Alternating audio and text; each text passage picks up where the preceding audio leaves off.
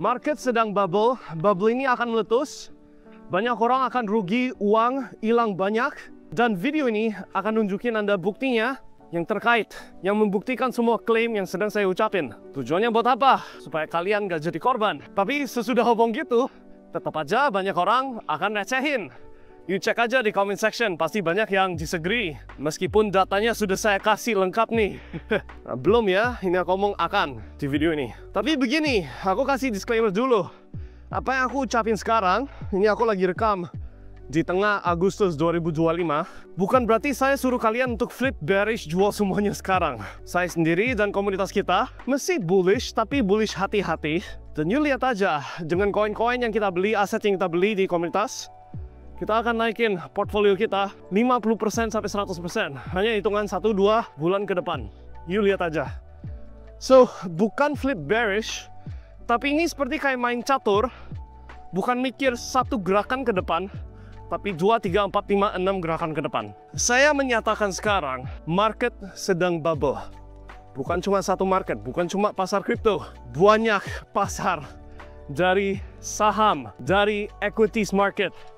Banyak yang lagi bubble. Nah, mana buktinya? Actually, di satu video sebelumnya, sudah aku nunjukin dua. Satu, orang yang pensiun, yang punya uang di 401k. 401k itu akun khusus di Amerika untuk orang-orang simpan dana pensiun mereka. Dan bisa nabung, bisa invest, gak kena pajak. Yang kedua, AI sektor. AI startups, perusahaan yang bergerak di dunia AI, itu sedang bubble besar sekali. Nah, di sini aku menunjukkan beberapa data point tambahan yang selalu jadi tanda atau acuan market sedang bubble. Yang pertama, konsentrasi harta atau kekayaan.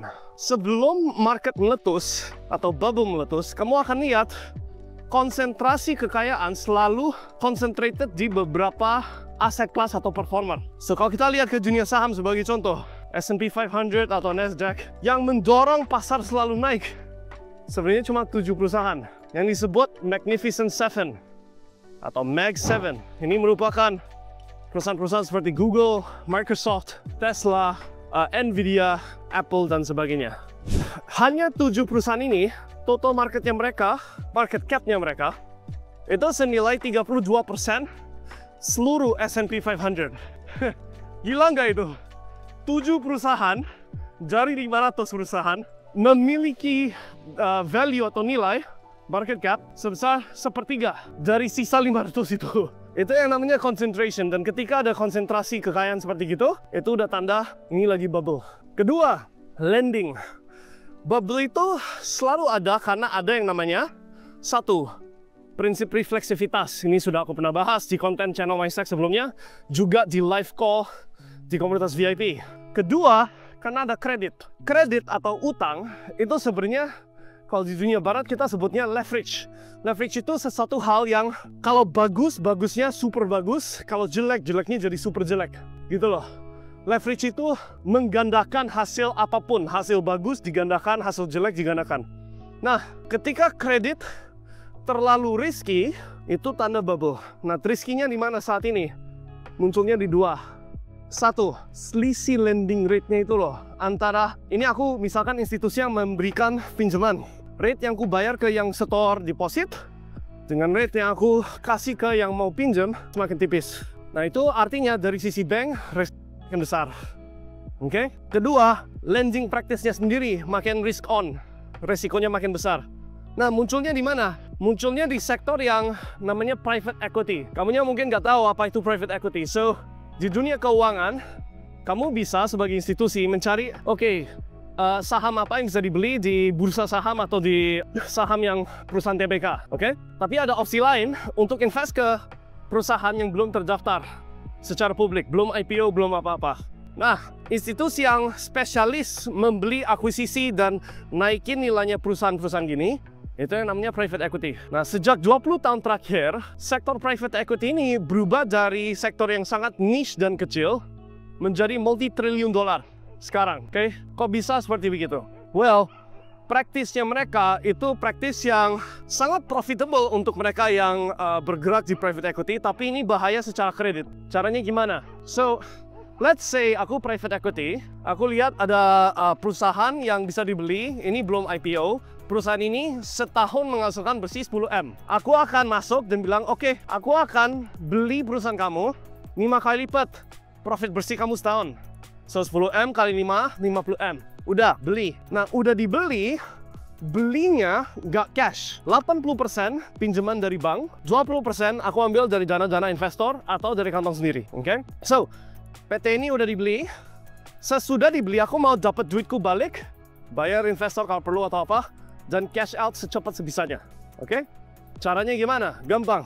Waktu aku beli, aku udah tahu pemilik lama mereka itu gak efisien. Ada banyak pengeluaran yang bisa di-cut dan ada banyak optimization di marketing dan lain-lain yang bisa digerakin. Cuma perubahan sedikit, profitnya bisa naik. So, setelah 1 tahun optimization atau optimizing si bisnis ini, yang aku beli waktu itu 10M setahun net bersih profit. Setelah 1 tahun mungkin bisa lapor 15M karena I bisa cut expenditure 20-30%. Sedangkan dengan optimizing marketing dan systems bisa naikin income 20-30%. Oke? Net profit 15M. Nah, karena valuationnya masih 5x, maybe bisa dapat premium, tapi katakanlah sama-sama 5x profit bersih. Yang dulu aku beli 50M, sekarang nilainya 15 kali 5, 75M. Aku bisa ke bank, minta 80% dari 75M. Itu lebih dari cukup untuk cover dana awal 50M, which means kalau aku ada deposit, udah balik depositnya. Kalau aku ada pinjaman dari bank yang harus dibayar cepat, itu juga udah tercover. Dan ada selisih yang masuk ke kantong saya. Aku akan maksimalkan utang itu sebanyak sebisanya.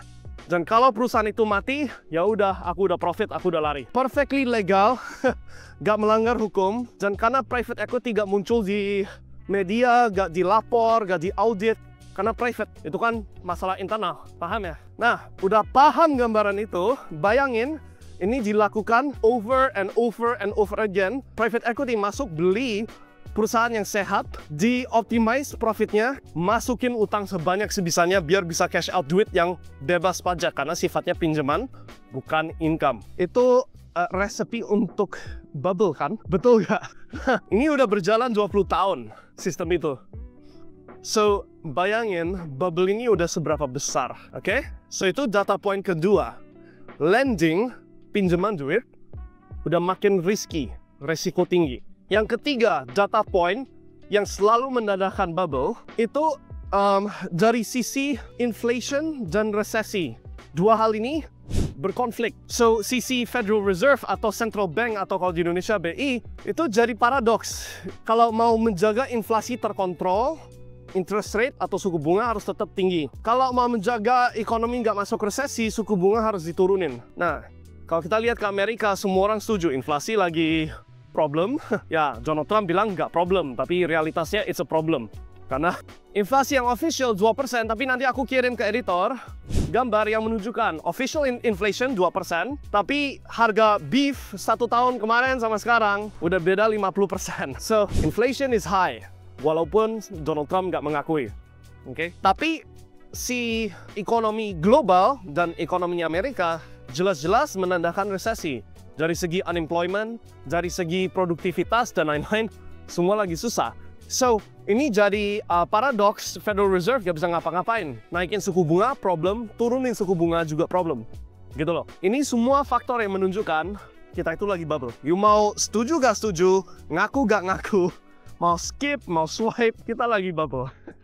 Cuma, ini enaknya bubble itu begini. Kenaikan harga aset paling banter itu pas sebelum bubble meletus. Sedangkan pas bubble meletus, penurunan paling drastis terjadi di situ juga. So, kalau kamu ngerti cara timing, ngerti apa yang perlu dibeli, di harga berapa belinya, dan take profit di mana, wah ini enak banget. Dan apalagi kalau bisa tambah lagi short, pas di atas short ke bawah. Kayak double profit toh. So, itu kenapa di awal video aku bilang, yuk lihat aja sebulan 2 bulan ke depan, portfolio kita akan naik 50%, 100%. Right? Easy. Very, very easy. Dan itu nggak pakai resiko besar, nggak perlu ambil high risk ke altcoin yang aneh-aneh. Right? Kayak kemarin kita baru beli coin yang berinisial L, dan target itu 2-3x dari harga beli kita. Right? Nah, itu cuma satu koin di antara portfolio ya. So, itu kenapa aku bilang portfolionya naik 50-100%. Tapi ada beberapa koin-koin individu yang outperform. Oke? Tapi ini hanya possible karena kita tahu kita itu di fase akhir-akhir, bubble sudah ada. Ayo mana ini kenaikan yang super drastis, and then ayo kita short, exit, jual ke bawah. Tapi itu gunanya you pelajari ilmu kayak gini yang aku lagi sharing sekarang. Entah dari video ini atau dari channel kita, channel Mindstack, atau kamu secara intensif hadir di live call yang kita mengadakan setiap minggu di komunitas, right? Tanya, jawab, dan lain-lain. Apapun caranya, kamu harus ada edge informasi yang gak banyak orang tahu, supaya kamu bisa posisikan diri di posisi yang gak banyak orang bisa memposisikan, gitu loh. Itulah caranya supaya kamu bisa, bukan cuma cuan sehat, kayak ini lagi mau bubble, oke? Kita lagi mau vertikal. Nice, kita cuannya bagus. Tapi juga harus bisa mengamankan duit yang udah dihasilkan. Gitu loh. Kalau kita pinjam quotes dari yang namanya Ray Dalio, dia itu fund manager yang terbesar di dunia atau punya investment fund yang terbesar di dunia. Dia bilang, kalau kamu nggak ngerti cara ofensif, nggak bisa hasilkan duit. So ofensif itu nggak ngerti cara attack, nggak ngerti cara agresif, nggak bisa hasilkan duit. Kalau kamu nggak bisa defensif, nggak bisa simpan duit. Gitu loh. Harus dua-duanya. So, ilmu yang kita sharing barusan di video ini, kalau kamu benar-benar paham cara eksekusinya, it's free money, uang gratis yang barusan aku kasih kalian.